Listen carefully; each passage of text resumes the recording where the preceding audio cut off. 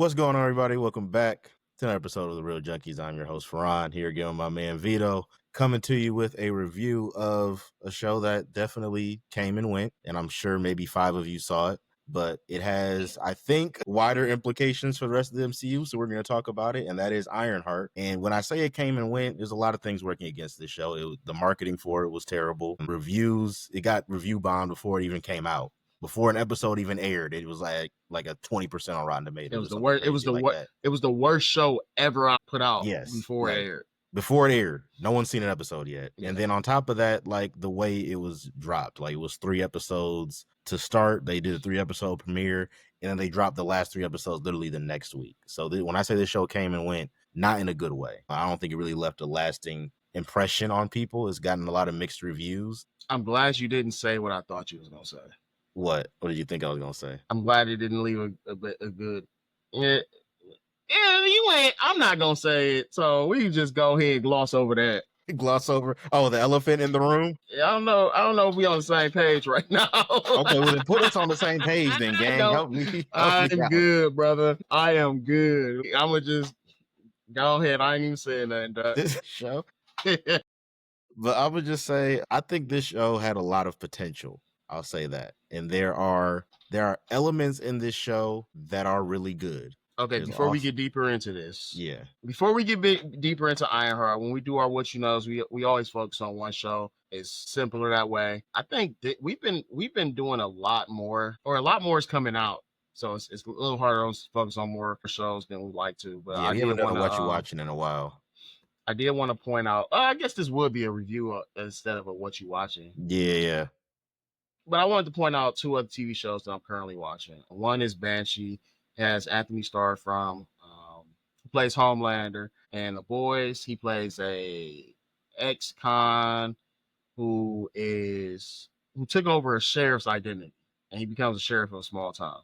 It's really action driven. It's a lot. So obviously the stuff that's happening, and it's TV. But even for TV, some of this shit is like, really? But it's good. It keeps you actually wanting to watch it more and more. And I'm ready. I'm really ready for it's only 4 seasons. I'm on season 2, almost at season 3. I got 2 episodes left, ready to get the shit over with. Because it is good, but it's kind of goofy, which is okay for this show. Mm-hmm. It was originally on Cinemax, and they have some when they have action-packed shows, it's action-packed. So the way we were talking about like 80s and 90s movies, it's like an 80s, 90s movies TV show. The other one is going to be The Bear. I know me and you talked previously. You haven't seen The Bear yet. Nope, haven't watched it yet.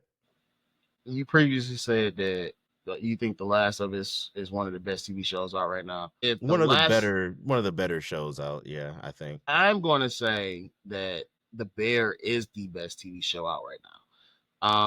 It's produced by FX, who puts out banger after banger after banger of TV shows, and it's a dramedy, I guess. So comedy, drama, and some of the raw emotions that are in these fucking seasons is amazing. So the way we talk about and the last episode not the last episode, but one of the last episodes kind of felt like an episode of Atlanta, which is how black it was. And it's not a black TV show. It's produced for a wider audience. It has a pretty nice mix. And I say it's not a black TV show as in the main story that's being told is not it focuses on the white characters in it, but it has the black characters a part of it. So yeah. But it's also a lot of black people in the show. So okay. It's cool. But one of the last 2 episodes has a very focused, character-driven episode about a decision and it just gets so fucking black. And there's a lot of characteristics of it that feels like an episode of Atlanta. It introduces a character that we've never seen before, never heard of before. And it just outlandishly just fucking hilarious and goofy. And if you have black women in your family, it'll make a lot of fucking sense about what I'm talking about how black this is. Okay. So we talked about how Ironheart came and went. I think when this show first came out, I think they dropped it each week at first, and now the entire season drops on one day. 10 episodes. Essentially. 10 episodes, and I lost my train of thought while I was talking. 10 episodes drop. They're usually about 30, 45 minutes long. Every once in a while, you get an episode that's about hour and some change. And just like I said, the raw emotion that's in this, and they have, it's crazy how much money FX has.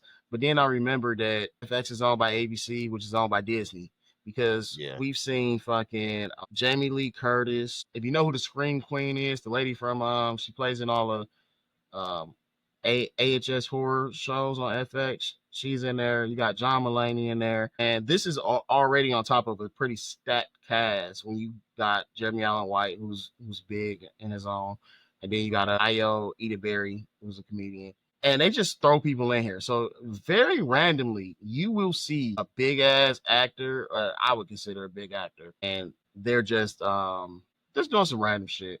So if you get the chance, make sure you check that out. Banshee and the Um, Bear. I'm gonna have to add both those to my list. Banshee and the Bear. I just wanted to get that out before we got into the main stories, but let's jump Yeah. back into it because I really liked Ironheart. Okay. I I wasn't don't. really sure how you were gonna feel about it Yeah, before. I liked Ironheart. It was, Okay. again, I think that whenever people review these Marvel properties, they're trying to hold it up to a standard of the movies that we've had. And when you have a Mona Lisa, everything that comes after it can't be a Mona Lisa. And Yeah. just to be clear, I'm only saying that as part of standards that they've set. Yeah. I don't think the Mona Lisa is that good of a painting. So maybe I'm just not that into art where I know, but shit don't make me feel nothing. I'm like, Yeah. okay, whatever. Is she Yeah. beautiful? Well, all right, man, go ahead. He just I'm done with my rant about the the Mona Lisa Banshee and catching strays in an yeah. Ironheart review was not on my bingo card today. But but I'm with you. I wasn't expecting to like this show. I'll say that. Like just off of Marvel's recent track record with TV shows. Like their recent track record with TV shows has not been great. Outside of Daredevil, like that's really the only recent TV show that I thought was good. I thought Ms. Marvel had some good moments in itself, but I didn't think it was a great like superhero show. Loki. I thought Loki, yeah, Loki season 1 and season 2 were nice. I still like They were season 2. Yeah, Loki I think season 1 of Loki is better than season 2, but season 2 is not bad. Season 2 is not bad, but their TV shows have been very, very hit or miss, and when they miss hard. Hold on, they miss when they miss. One that I thought was amazing: Falcon and the Winter Soldier, Captain Well, America. yeah. Falcon and the Winter Soldier. What was the first one? WandaVision, Loki, Ms. Marvel, Daredevil. I think those are like the 5 that are either mid to good. Like those are the ones that I don't think are terrible. Because I 100% think that Captain America and the Winter Soldier is probably, for me, it's going to be the best show that they have out that they've done so far. I think Daredevil, I think, is the best. Oh one man, so I far. forgot. It's crazy because I still put in a league of like that's like still the Netflix shows to you. So yeah. So I don't know, man. I could be. It's hard. It's really hard to, and that's the thing with the Marvel shows.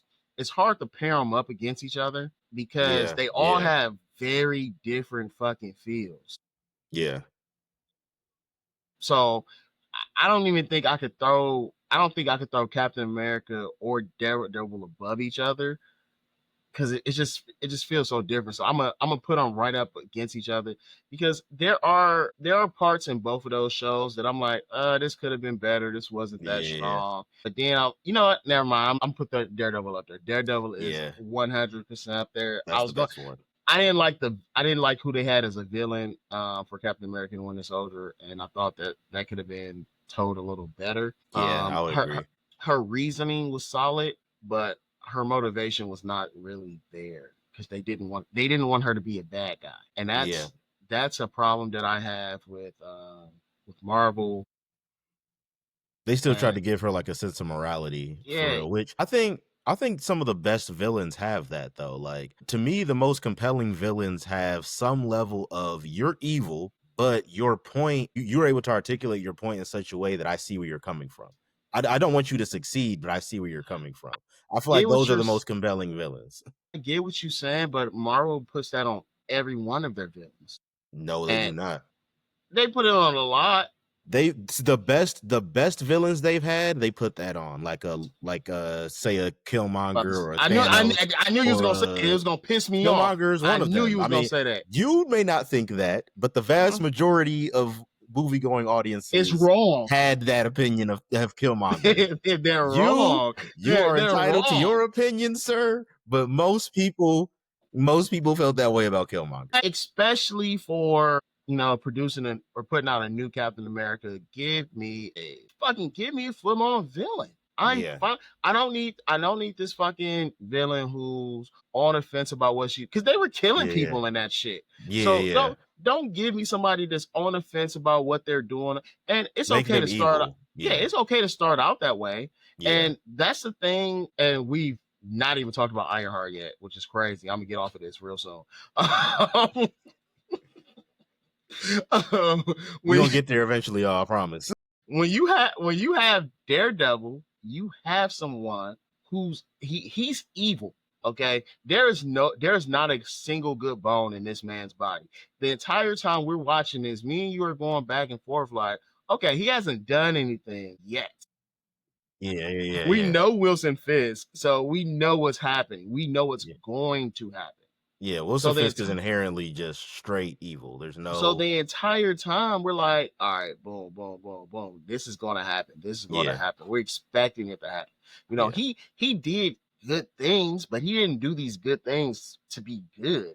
He did it because it benefited them. It benefited him in that moment. Yeah. That's it. So when you look at, and I'm about to bring it back. You bring up the main villain, and before we even get in there, it's gonna be a spoiler here. Gonna be a spoiler there. Yeah, I'm gonna say for this we can definitely spoil this fully. There's gonna be some spoilers in this shit. Y'all didn't watch this show, and I think the way that it was released. Yeah. If you did I think if you watched it, you fucking watched it, because it's only 6 episodes. They're not that long. They came out right after each other, and it's not bad. It's an okay to good show. Yeah. So I think if you watch this, then So when you look at the main villain, which the main villain isn't even the main villain. He is.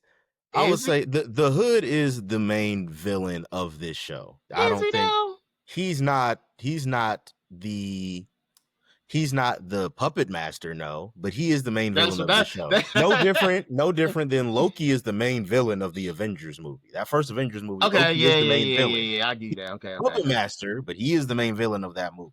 Okay. That's the way I look at it. But he was, and it's funny because when we were talking about villains having a sense of morality, he doesn't. He doesn't, but you feel for him. I'll say that. I didn't. I just think that he did a pretty good job of the one. I feel for him because I'll just say this real quick. I feel for him because I understand how a human being that's been through what he went through would get to that point. I'll say that because once you get to the last episode and you realize the motivation behind why he was doing all of this, and he finally confronts his dad. We're jumping all over the place, but when he finally confronts his dad and says, what kind of father kicks his son out the house at 12? You never paid me any attention. That's why I got in trouble. And you see it from his dad that his dad was a piece of shit. His dad's a piece of shit. Dude, I didn't even fucking want you. I didn't want you. After your mom died, it was why are you even still here? I didn't want you in the first place. So I was like, you know what? If that's what he was dealing with from a young, I could see the domino effect of leading him into what he became eventually. I can see how he walked that path. We talked about this before. Got kicked out as a kid. Got it. He was on the street. Got it. Now you're doing better. At some point, you have to change. Well, now he's under control from a hellspawn demon. So, I mean, it's kind of past the point of changing now. I think, like I said, I think they waited way too long to give us any part of his backstory. That last episode was crazy. Yeah, he was shrouded in mystery for a little too long. Too long. I do think that, like I said, I don't think that he had any morality, but he did a good job of hiding it from Riri and the crew, apparently. And the crew. That's what confused me. Riri, I know Riri's supposed to be a teenage genius, but they don't really tell us how old she's supposed to be. Yeah. She could be anywhere between 15 and I'm gonna say 19. Yeah. But they don't really give us an age range. They don't tell us like she's supposed to be in high school right now. Well, she's at MIT when the show starts, so I would guess probably later teens. But again, she's a genius. Yeah. So Yeah. even if at fucking 14, 15, she could have been at MIT. Yeah. I think they did say she graduated high school at like a younger age in this. I remember that being something that was mentioned in this show. So you might be right. I had to go back, watch Black Panther 2 to see if they mentioned it in there, or scroll back through, see if I missed anything in here that really solidified her sponsor age. But her being young, it makes sense that she was so gullible. Her character to me is she's very, I think they kind of OD'd on making her a teenage girl. Yeah. Because some of the shit and just not accepting help to the effect that she was at was kind of wild. It makes sense though. It's consistent. I like it because it's consistent with her character. It was consistent, but I just thought it was over the top. It wasn't over the top to where it kind of told the line about being over the top, where it's like, okay, is this a CW show at this point? It ain't go that far. It ain't go CW show it far. It didn't, but it told the line a few times. I'm like, come on, man, what are we doing? Yeah. But I think, like you said, the Hood, he was not a good guy. There was no, he had his own sense of morality, and that was, I'm gonna protect the people that I'm with until you question me. Yeah. So really, Joe was the only person that had to him and Joe. That was it. The rest of y'all are expendable. It's really just him and Joe. But to be honest, I think Joe just didn't do anything to push that limit. Yeah, Joe was just insanely loyal. But Joe's been there from the start with him though, before the Hood even came around. So that's why I was saying him and Joe. Yeah. But I think because I think there was a part right before one of the jobs they did, and he's like, "Yo, we gotta take a break because blah this. Like we can't do this." He like, "No, I said we doing it." He like, "Yo, we used to make these decisions together."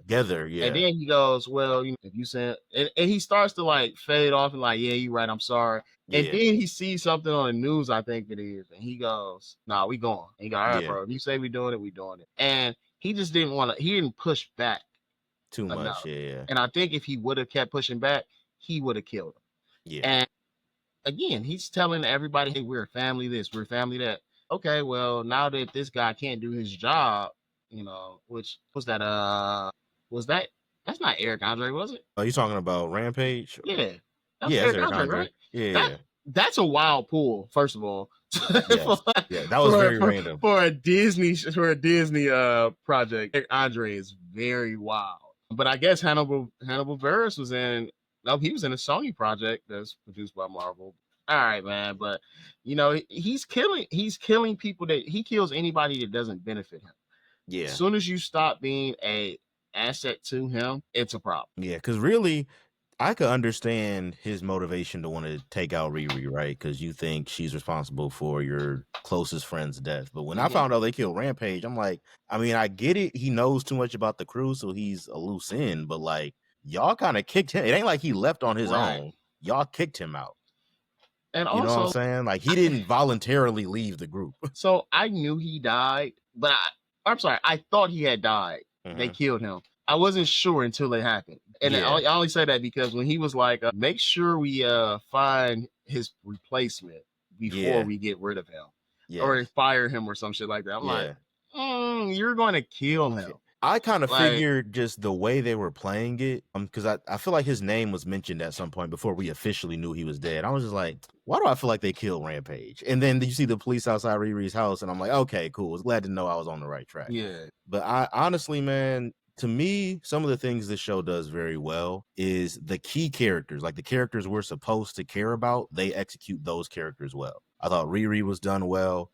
I like the way the Hood was executed. I thought he was one of the better characters in the show. Joe, just because of his relationship with the Hood and the way he was presented, I thought was one of the better characters in the show. And the AI version of Natalie. So when you say, like, I think their relationship and how they played that was probably the best one. Yes, it was. I hate how this show ended. I love how this show ended. I hated it so much. I love how this show ended. And I hate it because I know that this is going to be a kick in the fucking ass. That's the only reason I hated it. And they're Because probably not going to give us a season 2 because Disney Plus shows just don't get season 2s for whatever reason. regular build-ups to Even the good ones, don't get season 2s. You know what I'm saying? So- Like, I think Daredevil's the only one right now that we know is getting a season 2. The rest of them, Loki they haven't. got a season 2, but I don't. But it Loki also was supposed to be building up to an Avengers movie. Well, it is leading up because we know Loki's in Doomsday. So Loki getting a season 2 makes sense because the events of Loki lead into the next Avengers movie. I think Jonathan Majors being canceled, yeah, is one of the things that led to Loki getting season 2, because they now okay, he's gone. We have to set up something else to kind of wrap this up. Yeah. It's just, I don't know. We talked about this. Me and you talked about this before you finished the season. We're just gonna rip the Band-Aid off before we get to some more character points. Mephisto being introduced in this shit. Oh, we're just getting right to it, huh? We're just getting right to it. Because I wanted to say something else about, Riri and her relationships with everybody, but Mephisto being and I only wanted to bring it up now because we're talking about what this is going to lead to. Oh yeah, well yeah, that too. I don't even care about the hood at this point no more. Yeah. Because as much as he's the villain of the show, he doesn't really have a lot of screen time. He has a decent amount of screen time, I think. But like for the main villain in 6 episodes. That's really what it is. It's just 6 episodes. But I feel like for 6 episodes, he had a decent amount. I feel like we should have more of them. But yeah. Mephisto being introduced and fucking Ironheart show is so wild. It's kind of disgusting. We've had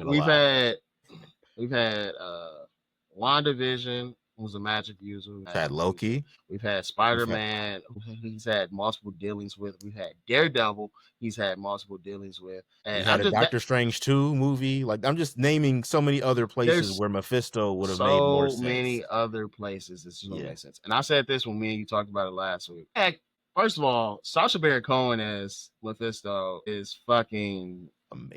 I think that's amazing. A banger of a casting. That was perfect casting.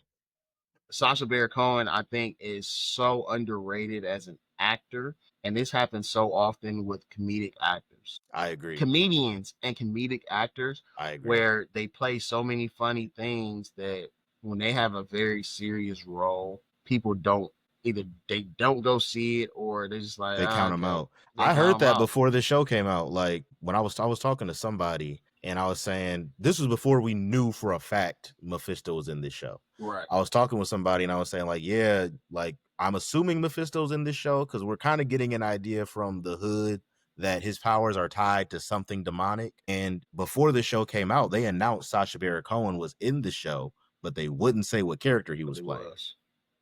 Even as the show was going on, I checked the credits. They still didn't say what character he was playing. I was like, I'm willing to bet he's Mephisto. And I was like, if he is Mephisto, A, it's disgusting to introduce him in Ironheart. And B, like, you have to understand, because that person was saying, like, yeah, like, it's Sacha Baron Cohen. He's a goofball. Like, what is he doing? If he isn't Mephisto, like, why would he be Mephisto? It's like, y'all got to understand, a lot of these comedic actors are great dramatic actors. Like, it's not that uncommon for either comedians or comedic actors to make the transition into drama and kill it. It's not that they can't do it; they don't want. They just don't do it that often. Like you talk about Jason Bateman or Robin Williams. Like we've seen several instances of traditionally comedic actors or people who are just straight up comedians make that transition into dramatic roles and knock it out the park. Disagree with Kevin Hart does some good drama. He does. I've seen Kevin Hart in some decent dramatic roles. People want to say Kevin Hart's not funny at all, but Kevin Hart used to be fucking hilarious. He used to be hilarious, and I think now before he got a little too mainstream, he's putting it to he's making sure his stuff is hitting a wider audience now, which is what certain people don't find funny. But he has some roles that are fucking knockouts. Now, as far as the Sacha Baron Cohen being Mephisto, it's funny, like you said, they didn't say who he was, so people were already saying like, okay. I forgot who it was that's in was it John Malkovich who's in Fantastic Four and doesn't have a name role yet? He's not in Fantastic. According to the reports I've seen, his role in Fantastic Four is like his scenes got cut basically. Okay, like, but his scenes didn't make the cut. Before that, he got introduced to people like, okay, well, because John Malkovich is, they say he's one of the best. He is a great actor and things, but he does a good job of playing a comedy part, and he's not a comedic actor. Yeah. But he's a good actor. So, but people were saying, "Oh, he's gonna be Mephisto." I wish they wouldn't have introduced Mephisto in Marvel at all. I wish Marvel would have Just kept trolling. And first of all, Marvel wasn't even trolling at first. Yeah. People just wanted it. Yeah. They just, everybody like, okay, that's gonna be Mephisto. That's gonna be Mephisto. That's gonna be Mephisto. Also, the Blade property that we're never gonna get, that they keep fucking edging we're not us getting with. that movie, man. We're not getting that movie. But it's so many other things that Mephisto could have been in. So I'm interested to see how they're gonna play this off. What this is gonna lead into. It's so many things coming out that it could be any of those, or it could be none of those. That could be setting up a side story for after Avengers Doomsday. I don't think they've released the slate of TV shows for next year yet. I don't believe so. I don't think after Wonder Man, I don't know what else we're getting. So that comes out in December. Yeah. It could be shit. They might bring, I don't think they are, but they might bring, we never fucking know at this point. It's just Mephisto was a wild pull for Ironheart. That's really what it is. Not that Ironheart isn't like a compelling character or anything. Because I actually think the way they presented Riri in this, she's actually one of the more interesting characters we've gotten in the Disney Plus TV show era, because she's not just your straight and narrow superhero. Like her morality is a little all over the place. You know what I'm saying? Within the first 2 episodes, she joins a heist gang. And I'm okay with stealing. You know what I'm saying? Like, I don't want to hurt anyone though. That's where I'm okay with robbing people. You know I what can I'm rob saying? some niggas though. And it wasn't they wasn't just robbing anybody. They were robbing people who they felt were. And again, the Hood put all this together, and he has some ulterior motives. But the crew as a whole, but with the exception of Johnny, he might have known. Everybody else thought they were robbing rich billionaires who were disrupting the economy, the environment, and they were destroying the Chicago area. I want to jump back into his father, because his father's supposed to be this fucking billionaire. If all these other startups are a part of under his dad's umbrella. Yeah, they're their subsidiaries. And they were billionaires. He has to be a billionaire. Yeah. Why the fuck wouldn't you just like go for the head honcho immediately? No, why wouldn't you just shoot this little nigga away? You didn't put him out. You're a billionaire. You put your son out. No one knew about you. Nobody was like, hey, where's your son, Mr. Whatever the fuck your name is? You saying how he get away with that? I mean, not all billionaires are famous though. You know what I'm saying? Like, so not all billionaires are like that famous to where like the regular viewing audience would just be like, hey, what you got going on over there, bro? You're not wrong, but somebody knew. Yeah, this nigga had a kid. Yeah. You could have hired a fucking full-time nanny to watch this nigga at 12? 12 is crazy. What did this nigga do that was so bad? She was like, I was at 12. Hey, he said, hey, some kids be bad bobs. So I don't know. I don't want to fuck with this nigga. Unless you moved his hair to the side and looked at his scalp and that muff said 666 on it. Unless you did that, bro, I don't see a reason for kicking your child out at 12. Yeah, that was wild. That was like, unless you know wild. for sure he's Damien from The Omen. I don't. It's not a long list of things you could tell me that would justify that. I feel like, so like you said, I feel like the character arcs were the best parts of it. I felt like her struggle was good because it wasn't too bad of a struggle. Yeah. But I feel like some of the storylines, I feel like that's where it struggled. They introduced all these fucking people that were necessary for, actually all of them weren't necessary. I'm about to say that heist crew, I'm not going to say they weren't necessary, but they sucked. That heist crew sucked. You got sucked. The only person, first of all, you like, okay, he said something like, she's software, we need hardware. It's like, okay, why didn't she get rid of if he couldn't get rid of that was his dad's house too. The first heist. The first heist? The first heist that they did. You talking about with just John and Parker? Yeah. No, the crew with Rampage where the alarm went off. Oh, the alarm. Oh, yeah. Yes. And that was the dad's house. I'm looking, I say, okay, alarm going off. We thought we cut it. We got to get rid of him, blah, blah. And security just comes out of nowhere. They automatically know where these motherfuckers at. And I say, okay, so y'all cut the alarms, but did y'all get the cameras? Because obviously they know where the fuck y'all at immediately. Yeah, It wasn't nobody walking around until like niggas just start yeah, coming out of everywhere. yeah. So you got you got these twins or these siblings who's supposed to be just real strong, good fighters. Not even real strong, but they're good They're just good fighters. fighters. Yeah. And they're kind of like, okay, when a gun come out, what the fuck you gonna do? Yeah, they're really just the muscle of the group. Then you got it's like all the very just one note basic heist crew roles. You got your That muscle, you got your bomb slash fire person, she and you was so got your tech unnecessary. person. And you got your tech person. That's basically it. She was so unnecessary because didn't they blow open that first door? Yeah. Nobody heard that, Yeah, she but really none of them were necessary. That's the point I'm getting at with I just the I think heist the crew. only They person that weren't was necessary was the hacker. the hacker. She was really the only, or he was on really the only useful one. I'm gonna be real. They They were the only. okay. My apologies, y'all. They were the Don't get only. canceled, dog. Because Yeah, I'm I not. listen. You got to go down by yourself. He said. He said it's just gonna be me. Yeah, damn, gang. That's how you feel. It be your own niggas, y'all. You see that? Niggas ready this on me immediately off of that. That's crazy work. It be your own people. It really be your own people. That individual See, now was really the only. you going back into that territory again. Was the only. I can't say. You know what? I'm not even touching that no more. No, so they don't clarify who they are. That's why I say I think it's they. I don't know, but That individual they don't was the say. only useful person in the I group think as far as skill set. Do you remember their name? No, I don't remember any of their names. They sucked. I remember Roz and I didn't care. I never cared. Twin. But They sucked. this is They my sucked. I thing. never cared. You had Rampage, who was actively doing essentially doing the same thing that Hacker was doing.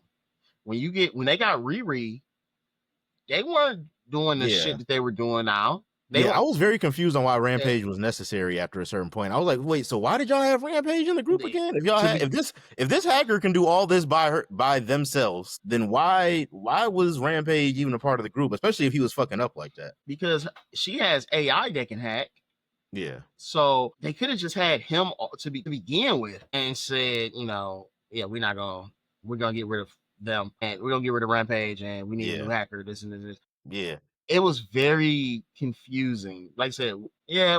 When you say software hardware, yeah, they was software. The hacker. They're doing software shit. But what exactly is Rampage doing that anybody else couldn't do? Yeah. Johnny couldn't go into the fucking and they can tell him, hey, hit this button, this button, this button. Because what the fuck was Johnny doing half the time? Yeah. I mean, really, just I don't know. What was John's role? That's a fair point. Like I What was get John doing? because he wasn't really the leader. And I think Riri did Yeah. say some shit like he's HR, some. He damn near is HR. Actually, I think he said he's HR and talent. Okay. HR and talent acquisition. That's what he was. And that's what it is. But why are you on these heists? Because now you're you're an extra body, Yeah. which brings extra risk. Yeah. So because the hood is the fucking leader who he's contact for everybody or for the group. You got the software person, hacker. You got the twins who are the muscle, who I also don't understand why they were always needed. It's just like we know why everybody was needed because the script says so. Yeah, the script needed a heist crew, so here's the heist crew. That's really the only reason. Even when you get, I think the biggest, even with fucking Stain. Yeah, we didn't even get to Obadiah Stane's son, Zeke, who I'll throw him in there as one of the characters that I thought was executed very well. I'll throw him in there. This show suffers from only being 6 episodes. It does. Because it was a little too short. He becomes, like, he's such a good person. And he doesn't want to be like his father so much that as soon as one thing happens, he's like, you know what? Fuck it. You're right. Let's I see why he was like that. His switch into being evil was a little too quick. It made sense, but it made sense entirely too quick. It was too quick for what you set up that character to be for the entire season leading up to that. I seen somewhere they said he was supposed to be originally being Captain America, Brave New World, and that the Serpent Society was supposed to be like part robots and shit. I didn't know that. I think that would have been dope as fuck.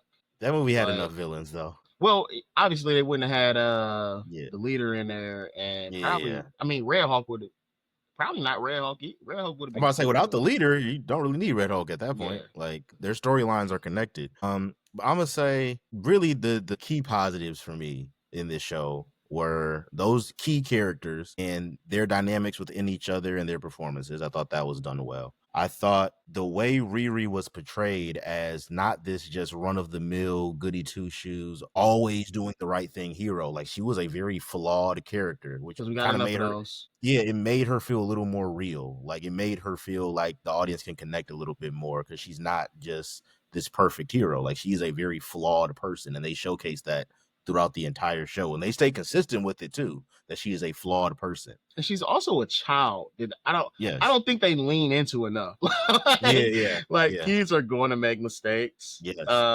That's why I hate that they didn't really give us a more directed age. Even if they was like, yeah, she'll be 18 next year, some shit like that. Give us Something. Yeah. Yeah. something, Yeah. because then even more her the choices that she makes a little more sense. Yeah, and also I think really those are that I don't want to say those are where the OL and Mephisto. Those are my positives of the show because I So, thought he uh, he killed that. Negatives, I'm gonna just list off a few quick negatives because I feel like this show suffers. When I say like this show had a lot of potential, like it felt like this show was trying to stop itself from they being great did at like certain it's points. something to be happening. Then you be like, okay, that was a Yeah, interesting choice. like for example, Riri being able to create an entire fully functioning Iron Man suit in a garage out of a fucking car. But she couldn't do it at MIT with But you couldn't do it at resources. MIT. And so I was confused about What? that too, because she kept on like she was doing things like she was selling papers, which Yeah, I like hate plagiarism. The way plagiarism means I stole someone's work. It's yeah, not. She write a whole new paper. I get that it's plagiarism. I just hate it. But yeah, she's doing that to make money for the suit. But like you said, you're able to do all of this in a garage from a car. But when you have the actual resources, you have Tony yeah, Stark grant, I'm sure you got some grant from MIT because it's fucking MIT and you're already building a suit. I yeah. think they're going to be on board. That suit is And less advanced than the one you made out of a car. And I get it, Tony Stark built this in a cave with a bunch of scraps, but Tony didn't build a fully functioning Iron Man suit out of those scraps. He built some bullshit out of those right. scraps. You know what I'm saying? She didn't build some bullshit. She And built a actual real Iron Man suit. and it was colder than the one MIT had. Yes, like it was better than the one at MIT. She built a fully functioning, legit Iron Man suit out of a And car. this is the fucking problem. What?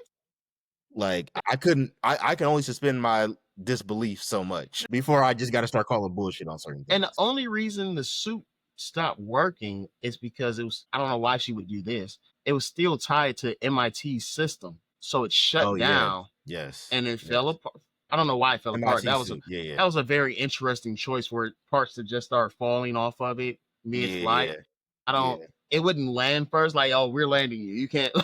Yeah, Like, no, it's just mid that flight. that Boom. It's just seems you're like a cooked. safety precaution. Yeah, I don't know, but yeah, it was yeah, like you said, the suspicion of disbelief just kind of at that point. I'm like, I forgot about that. I'm glad I forgot about it because now I'm thinking about it again. It's pissing me off yeah, because it and just made that no sense. between that the heist crew who got more screen time than I would have liked for them to. No, way more. Even when they tried to kill Riri and the one that does the pyrotechnics explosion Yeah, shows up, I yeah. was like, why is she here? Like, she was never billed as the person that's going to kill someone. But I mean, The, she is the fire specialist, so it's like yeah, what she does could kill someone. it could, but her whole thing was like explosions that go unnoticed Yeah, yeah, and shit like that. So yeah, now to make the switch, like I'm going to kill you, and like yeah. it was just she was so quirky and like it kind of that pissed me off She felt like a beyond character belief. out of The Purge, honestly. She was just overly goofy and happy Yeah, for no fucking reason. yeah, It again. I know we're gonna go back into the negatives, but I'm gonna give an overall negative. I think the biggest negative of this show is the 6th episode. It was, yes, it felt very rushed at certain points. There were, especially the last episode. Like, I ain't gonna lie, Mephisto kind of I went back and rewatched the last episode. I was like, I ain't gonna lie, Mephisto kind of saved this episode. Without Mephisto, this episode loses a lot of what makes it good. Like, really, when you look at what happens in that episode, you got the Hood still, he's basically taking control of Zeke Stain's body because Zeke has all these biometric upgrades, which, by the way, the hacker was able to just put into him within a matter of like three minutes. And how, we're just not gonna address that. They were never like, hey, we're leaving. Yeah. But he has some control. Yeah, like they just wasn't gonna warn Buddy at all that like said, fuck it. Because I was so confused when he pulled up and he's like, oh, I'm patrolling you. And I'm like, but I still don't know. We still don't know how. He's like, my hood controls it. I'm like, that makes no sense though. It didn't make sense. By that point, I was over it. I was like, you know what? This shit don't make sense. This shit don't make sense. And I'm just gonna roll with it. Doesn't make sense just to get through the rest of the story. But that shit don't make sense. And I think, like, really, when you get through that episode, you got Parker controlling, Zeke Stain still. They show his first encounter with Mephisto and how he gets the hood. Then they kind of cut to Riri with the suit. She goes to fight Zeke. They have a decent little fight scene. Her fight scene with the hood was terrible. It was not good. Bro, when I seen this nigga turn into fucking Smeagol, I said, what the fuck? Like, it was just Smeagol. Hey, bro. There was absolutely no need. We know he's losing his shit. We know he's losing control. They've been setting that up, but he wasn't fully there yet. He wasn't close to being there yet. Yeah, he went full demon for sure. He went full demon. And okay, you know what? Maybe because he used him and Zeke went to go get his dad, and his whole thing was, I want to be richer than my dad. Yeah, and the one, I guess. So maybe that was like sealing a deal to like. Yeah, and one thing I'll give the show, they did kind of set that up. They at least attempted to, because if you remember, right before this is while Riri and Zeke are having their fight scene, the Hood is talking with Mephisto, and Mephisto is basically saying like, you have what you want basically now, and you're telling me you feel empty. That ain't my problem. And I was like, honestly, you sound kind of ungrateful. I should really take this. Bitch. I was like, you kind of sound, you little ungrateful ass bitch. I really should take this hood from you and give it to someone who will be a little more appreciative. Sure. And then, the Hood is like, no, whatever. He's like, I hold on to it. Or Mephisto says, if you can hold on to what I gave you, I'll consider giving you more. And he's like, okay, basically, so if I keep the hood, you'll make it more powerful. So they kind of set up him just going full demon with that little dialogue. But it was kind of goofy when it happened. Like, oh, okay. I'm like, he just turned, he's scratching the hood. Yeah, like fucking fangs coming out and shit. I'm like, oh, all right. I get he's been transforming a little bit. Like, they've kind of been setting that up throughout the whole show. But they pushed him into like full Hellspawn mode when he was fighting. Was he still alive? Yeah, by the end of the show, yeah. By the end of the show. I don't remember. I didn't remember. Yeah, there's a post-credit scene with him in it. So he's still alive.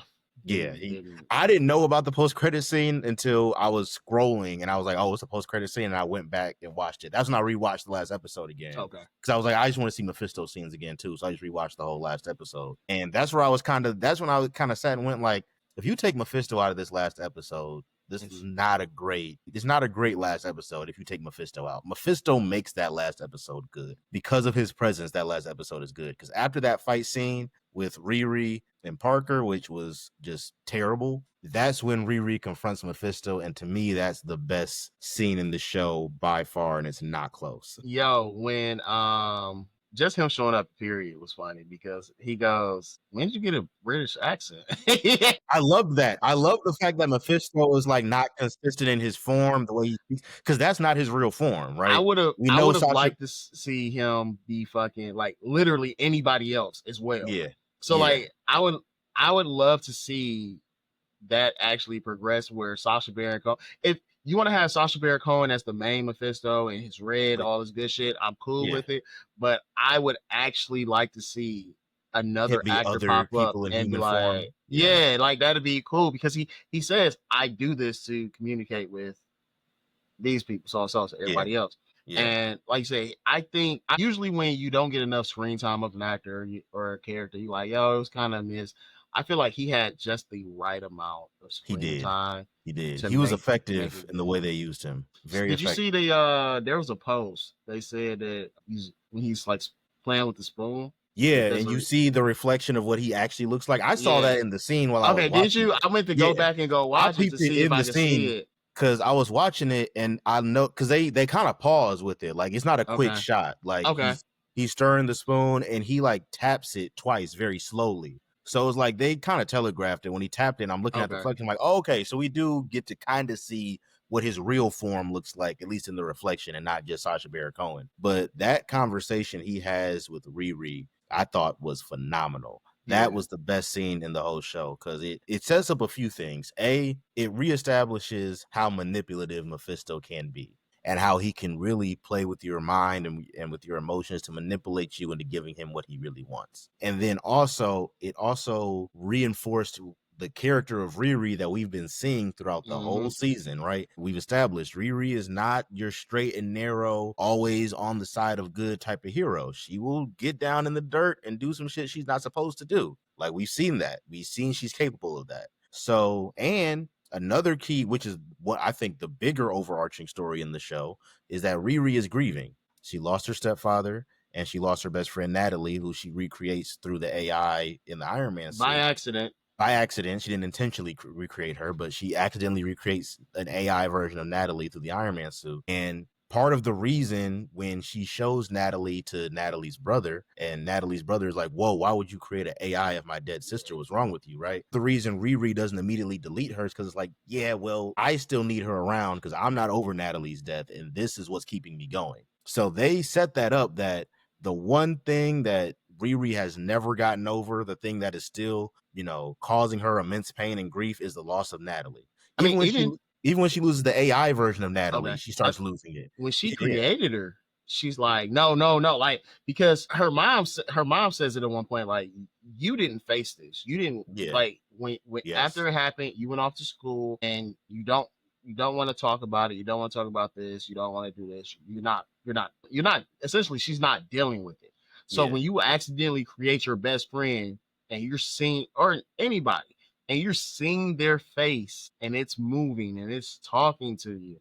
Now, obviously, she can't feel originally. yeah, Like that's some fucking like. Just think about anybody that you've lost, and like you're seeing them now. Even if you've dealt with that grief, like hmm, this motherfucker is talking to me right now, yeah, and and it's it their can personality. it It's can it's straight up answer them. like Yes, what the fuck. yeah, Like that's that's a that's lot.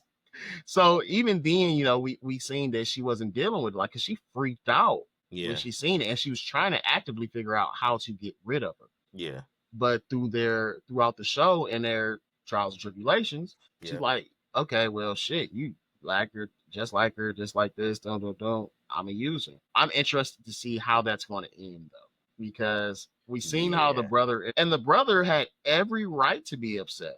I felt him honestly, and I'm glad he reacted that way because Hmm. that once again that felt more authentic of a reaction. Even when the mom seen her Yeah, and reacted, and then the mom goes, "Can you recreate?" I think it was Corey or something like that. yeah, the stepdad. And Yeah, she's like, "Can you recreate?" And I'm like, "That's fucked up." Like they yes, were really trying to pull on the heartstrings on this motherfucker yes. because it was a lot of emotion because a lot of the stories you could make the argument that all of her mistakes was because of that grief and Because that of grief. pain that she Grief is felt. definitely a main theme in this show, and I Mm-hmm. think that's one of the better things they executed storyline wise. Like, was Riri and her coming to grips with the loss of her stepdad and her best friend. So that to me, that whole theme of grief coupled with we see Riri not necessarily be on the up and up all the time. That is what makes her decision at the end of the show so impactful because you set it up through the first 5 episodes. So when you find out that she took Mephisto's deal, it doesn't feel out of left field. It feels actually very consistent with the character we've been watching Well, for her to first do that. I thought that she was having one of those like playthrough moments That's what I thought initially too. because it was going back and forth. Yeah, And then she shows up, and I'm like, okay, it's the AI. And she yeah. hugs her. And then Or it no, she tapped her on ends. the forehead first Yeah. and then hugged her. And I was I'm like, oh like, shit. No, they actually brought her back to but life. I also didn't notice that the hood was on her fucking suit. I didn't notice that either. I'm gonna have to go back and look at that. I So didn't peep that. the one thing we also skipped over was Zelma and Cree Summer's character, because You're talking about I almost called that lady a musician, the sorcerer. yeah, Yes. yeah, and it was kind of cool because they're like, it's funny because they're talking about Doctor Strange and all these people, and they're like, Mhm. you ever heard of Kumachaj or Yeah. Cosmetol? I forget the Yeah. name She was of a it. Kamatage, and she was a Yeah, dropout. That was she I got ain't gonna lie, that was cool. That was a cool that touch. was funny She because was a like Kamatage. she got pregnant, doing no, Yeah. let's go raise her. I don't know what happened. They didn't really mention the dad that much, but Mhm. I thought it was dope. I thought that whole scene was dope when they found out about the magic, Yeah, yeah. because they're literally just standing there and it's like drop through the floor, Yeah. right side up in another dimension, boom, boom, boom, and she starts doing her thing, and they really had us because I was thinking, okay, maybe it is Dormammu. Yeah. At first, From when she was describing it, and she was like, "Yeah, the hood belongs to Dormammu," and she started bringing up Caecilius. I'm like, "Oh shit, they're bringing Dormammu back." In the back of my head, though, I was kind of like, because once again, I knew Sacha Baron Cohen was casting this yeah, show before. I'm like, okay, well, Sacha Baron Cohen ain't playing Dormammu, so I feel like they're throwing us off, especially because you're using a character like it Dormammu. was a red herring. If that felt like a red herring, and also it was low-key genius, because if you remember in that original Doctor Strange movie, they set this up that like you can't use dark magic without Without paying a paying price. You can't use dark magic without paying a price. So the fact that they called back to Dormammu as the red heavier herring, price, because all magic has a price. yeah, without a heavier price, right? But dark magic comes with a very It heavy takes a price. toll on you. Yes. So I'm actually it's actually kind of clever they called back to Dormammu specifically and used him as the red herring. And I thought it was genius to kind of add to the lore of Mephisto for when Riri calls him Dormammu. He's like, Dormammu? Dormammu? What the fuck? Dormammu? Before you, that's the next thing I was going to say. He was so offended. He was Like, offended. Like, who the fuck do you think I am? Bitch Dormammu? that nigga's a fucking plaything. Like, Yeah, he can't even wipe my ass. What you talking yeah, about, Dormammu? No, yeah, that no. shit was funny. No, that, and once again, like those are the things in that scene, even from him talking about like I've made deals with the Forbes top 100 list. I made deals with 14 kings and a Yeah, beetle. Like, you know what I'm saying? Like the way Sacha Baron Cohen brought Mephisto to life, I thought was masterful, and his interaction with Riri was by far the best scene in the whole show. Now, this show has gotten a lot of mixed reviews. This show was not like we said, it was not marketed well. terribly And actually. it was marketed terribly. And I feel like for a character like Mephisto to be introduced in here, I'm a little worried now on where you go with him, just because of how this not necessarily because of the character himself, but just the show he was introduced in Right. is a little kind of on murky ground right now, right? There's some good reviews for this show. I think it's at like an 80% right now on Rotten Tomatoes, which is decent, but like the reviews are very, very mixed on any other site you look. I'm gonna say it's hard to really get a good, because like I said, there's so many people just review bombed it before it even came Yeah, out. like there's a lot of people reviewing this show with an But agenda, so it's you hard have to tell. you have people fighting that. They're giving Yes, it yes, overly positive reviews to yes, fight the negative. yes. So it's like that's really my problem with gauging like how the audience is feeling about this show, Yeah. because there's a lot of like you said, there's a lot of people reviewing this show with an agenda, as opposed to whether or not you actually like the show or not. It's either, God forbid, a black woman be the lead of something, I hate this, or it's, I have to say this is good now because it's a black woman in the lead and it's getting review bombed.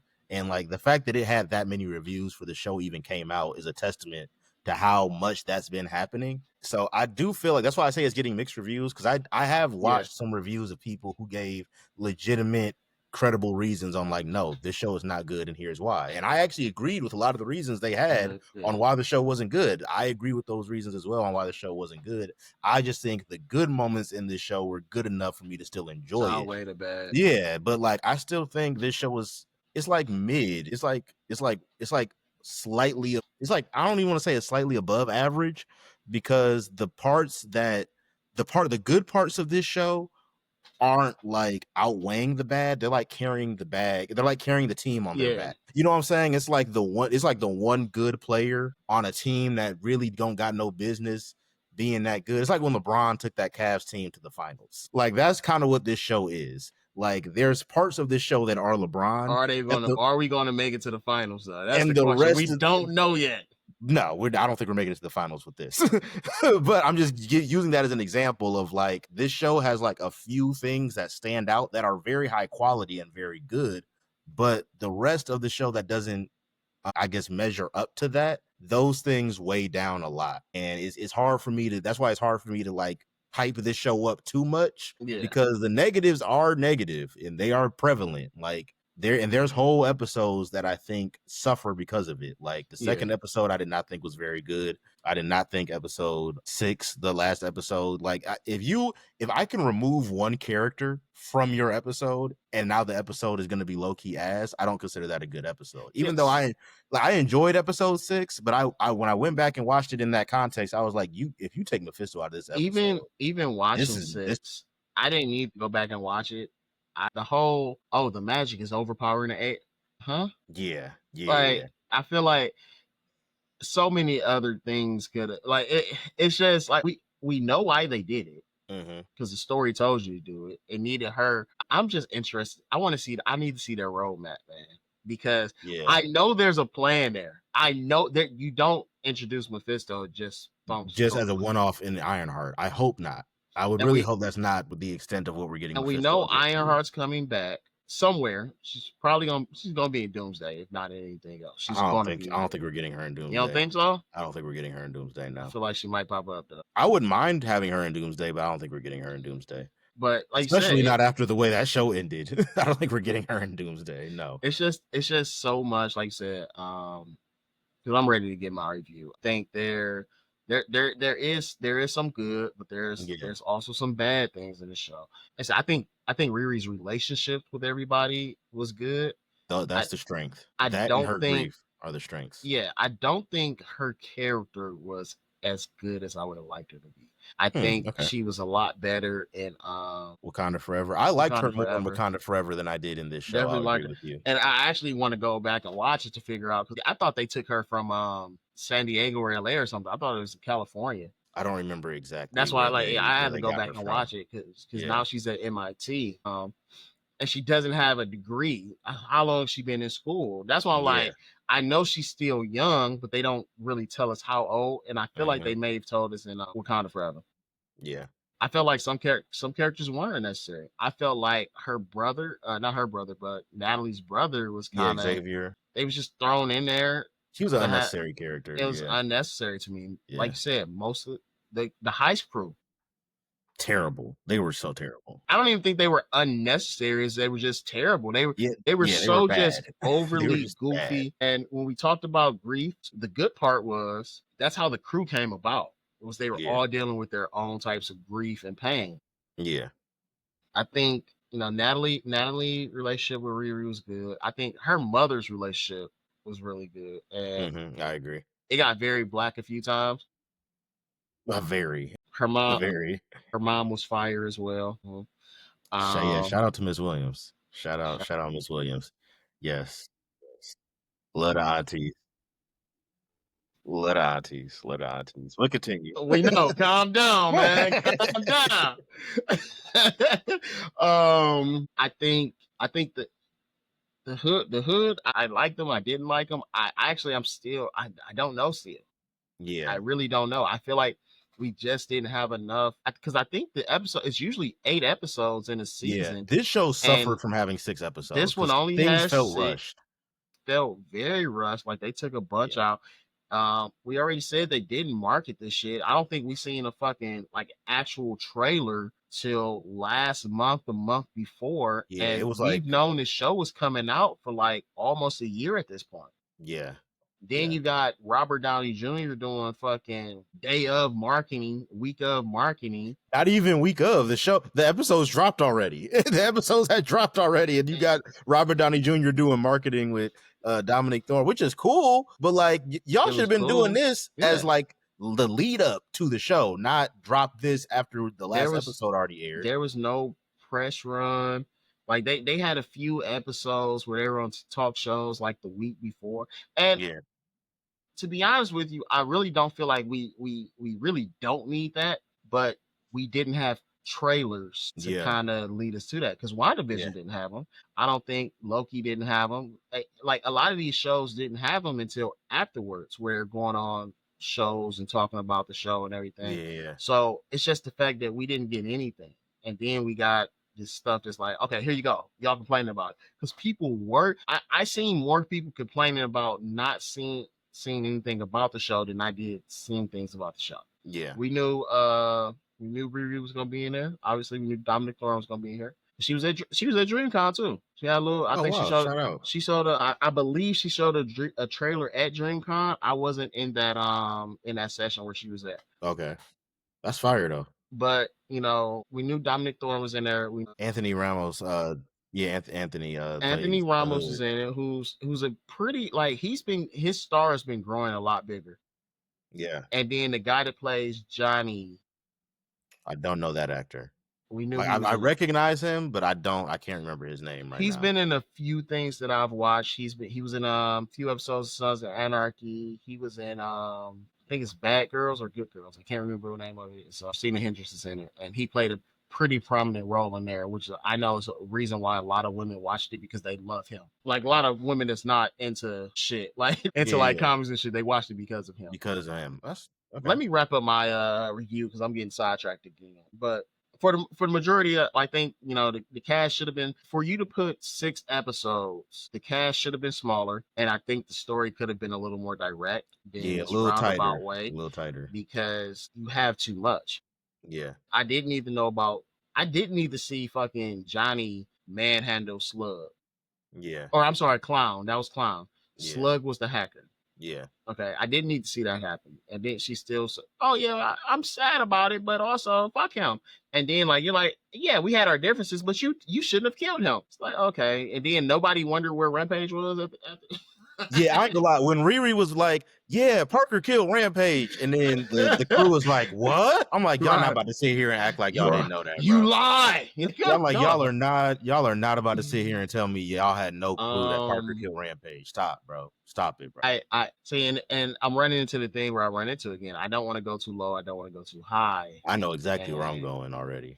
I think a 6.5 is low. I think a 7. I don't think that's low. I think it's low. I don't think that's low at all. I think that's very appropriate for the show. I think a 7 is good because like I did say I think the show is it's okay. It definitely could have been a lot better. Yeah. I don't think it could have been a lot more worse. It could have been a lot worse. Yeah.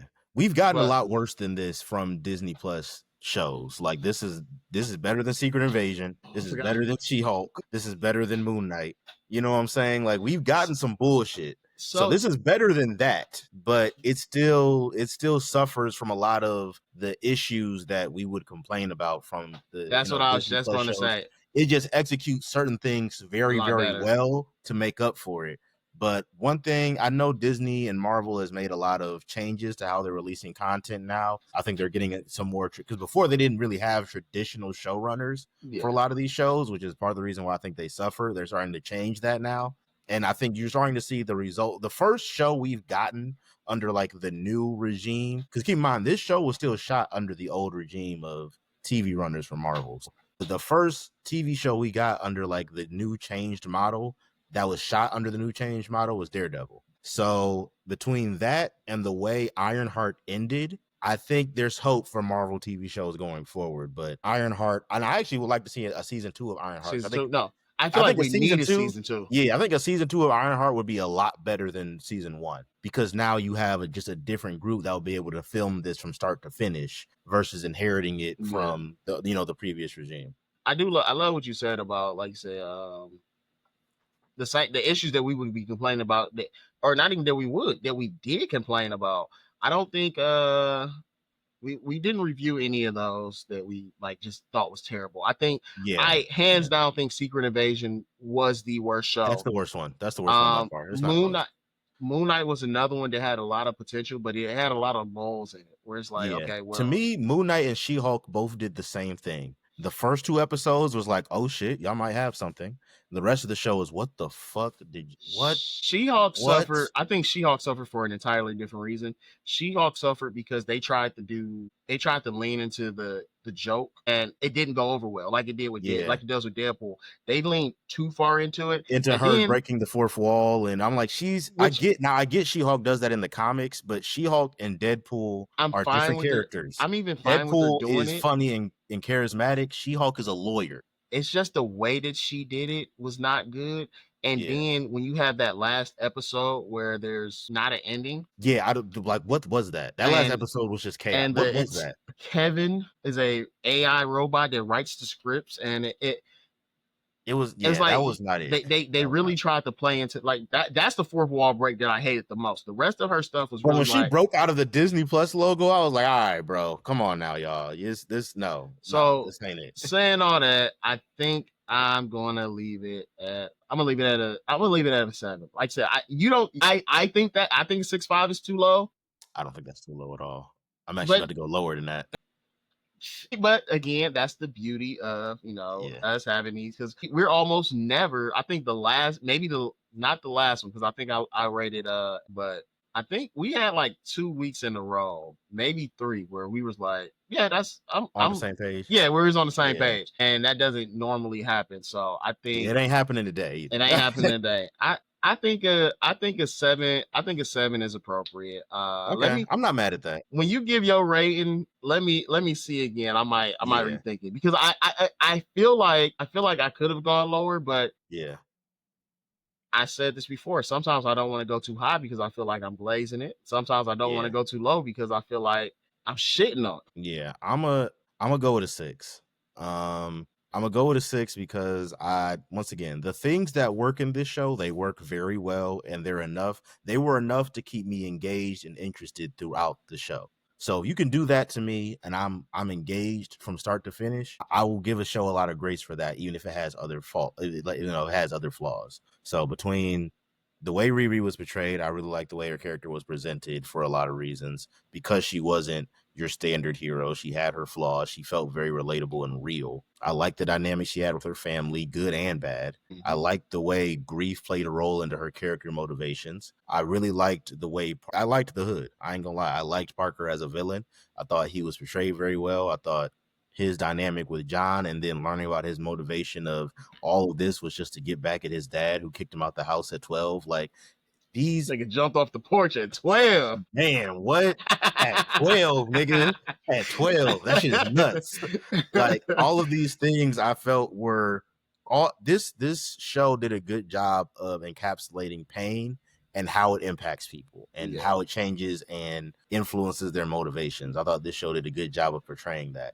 And then, of course, Mephisto, who I think is the highlight of the show. Even though he's only in the last episode, his scenes are the best scenes in the show, in my opinion. I want to say the best scenes in the show. Really want to say you're out your fucking mind, but his scenes are. If I were to rank the best scenes in this show, all his scenes are going to be up there. No, and that's what I really want to be able to say that you're talking out your ass, but it really is. Like I said, even though Riri's the main character, I think she suffers from, like I said, there are emotion in her scenes, but like you really don't feel the gravity of these things until Mephisto comes in. Okay, I'm sorry. I know you're in the middle of your rating. I just want to jump back one moment. When Natalie and Riri go to the fucking no, it's 2 moments. The first moment is after they do the first heist with Riri, and the guard pulls the gun on her, and Natalie freezes. Yeah, I was like, nigga, is this AI getting PTSD? AI got PTSD. Then we go back when Natalie and Riri go to the auto garage, and Riri she freezes. Yeah, and I'm like, shit. Like, I see what's happening, and like she springs back and up. Like stuff like that shit was amazing. But it's like you said, I'm gonna let you finish because I ain't gonna go on another tangent, man. Go on another rant. Yeah, we putting some time up there, so I'm gonna and I already went on a couple rants and they had shit some numbers. I think I've gone on more rants today than I have previously. You're in that one bag for sure. You in that one bag today. So I ain't gonna even. But no, I'm gonna stick with my 6. Okay. Like I said, I think Mephisto and Riri's these relationships, Mephisto and the way the hood was portrayed are the strengths of this show. I think almost everything else was kind of a weakness. Like the story feels a little rushed at certain points because it's only 6 At episodes. certain points, shit. Throughout, really. The heist crew that got way too much screen time sucks. A So lot of the other side characters in the show are very, very forgettable and just don't really add a whole lot. And also, there's some very like hard to ignore logic gaps. yeah, Like and once again, I get this is Marvel and we're supposed to be able to suspend our disbelief. This is a world where aliens and wizards and Norse gods and aliens with fucking golden gauntlets that snap away half the universe exist. So I get it. We're not supposed to just apply real world rules here. But what I usually do for sometimes you have fantasy or sci-fi, like properties, just adhere to the rules you set up in your own universe. And I don't think Tony Stark could make a fully functioning Iron Man suit in a garage out of a car. I don't think Tony Stark could do that. So you're not about to tell me this 17, 18-year-old girl can. I refuse to believe that. Like there are certain logic gaps like that appear throughout the show that are just very hard to ignore. So that's why I'm giving it a 6. I was a little underwhelmed by this show at certain points, but I still really enjoyed most of it. So I still came out of it with a good experience. And this show is definitely an improvement on what we've gotten from Marvel previously with some of their TV shows, like some of the ones that weren't good. This is an improvement off of those. I think so. So I will give it that. Are we only doing and you did mention something I want to touch on though. Like you said, there are some very forgettable side characters. I think the side characters that weren't forgettable, we just didn't see. Like I said, I think Zelma, I don't know if she's a sorceress or a little. I think she called her a little witch a few times, but the sorceress, I think because they mentioned her at the beginning of the first episode. It's like bring her by the shops, come see my daughter, this and this. They can hang out together. But we still don't know how old these people are. But I thought she was very interesting as a character. Yeah, she wasn't in the show that much. She just wasn't in the show at all. I mean, she had like maybe 3 scenes. I think it was 3 exactly. And those 3 scenes were like, okay, cool. We able to see she's in her own right as a child sorceress. I think she's pretty good. Where you're able to make some type of spell that can fight the powers of Mephisto. Yeah. Now my question is, are we only doing points and half points? Can I give it a 6.7? I know you can give it a 6.7. I think so. I like I said, I think a 6.5 is too low. I think a 6.7 is pretty good. I'm gonna rock out with a 6.7. I feel like that takes it down just enough because again, I don't think you might as well give it a 6.5 at this point. We're talking about 0.2, gang. Like I'm not a 0.2 difference. If I'm gonna give it a 6.7, I might as well give it a 7. You might as well give it a 6.5. You can round down too, my nigga. I'd rather round up than down for this one. For this one, if I don't even think I would have gave Secret Invasion a 6. Secret Invasion's a solid 2, maybe 3. Secret Invasion's a solid 3 on a good day. It's a 3 on a good day. I think there were things in that show. I'm not even gonna do this. No, never mind. We want to wrap it up. You know what? Let me stop you while you ahead. What dogs really enjoy like Nick Fury having a wife? Out of left field. He's What was completely out of left field and out of pocket was her being a Skrull. Her being a Skrull. I was like, whoa, all right. That shit. That it was just so uncalled for. Yeah. That. And I'm gonna leave it with that. I ain't got nothing else. I enjoy watching. Like we've talked about this before. I can feel like it's not a great show or a good movie and still enjoy it and be entertained. Yeah. I didn't think this was terrible. I really thought it was just okay. I felt like we could have gotten more. They really did. I think this is one of those things where like Disney just shit the bed on this one. Like a lot of times we can say, hey, the writing was bad, the story was bad. They just shit the bed. I feel like they started something and gave up, and I think they started and it's like halfway through. It's like I don't really want to do this no more. And then it's like we have to do this. We're already almost done, and it just stopped. So I think it's a very okay show. It's only 6 episodes. They're not that long. I might watch the shit again. Yeah, it's not a terrible show, but it was underwhelming at certain points. And Very. given what this show does well, I feel like if they had taken a little more time to build this out a little bit more, we could have gotten something really, really good out of Really this. good. And instead we just get something that at best is kind of average. You know what I'm saying? And I feel like this show could have been a lot more than that. But yeah, let us know you all's thoughts on Ironheart. If you're one of the 7 people in the world that watched it, let us know your You thoughts. having different numbers every time. Like if you're one of the 9 people in the world that watched, at least I'm going up each time. I'm not holding it and going lower. No, you actually went down originally. Did okay, fine. If you're one of the 2 people in the world that watched this show, let us know your So me and thoughts. you. The 2 niggas reviewing it, let us know your thoughts. And if you like me and you have more hope for Marvel television going forward, express that. And also, when do you think we're going to see Mephisto again? Because I feel like that's a pretty big question coming out of this. So always continue to like, comment, subscribe. We do appreciate all the support. Until next time, this is the Real Junkies. Peace.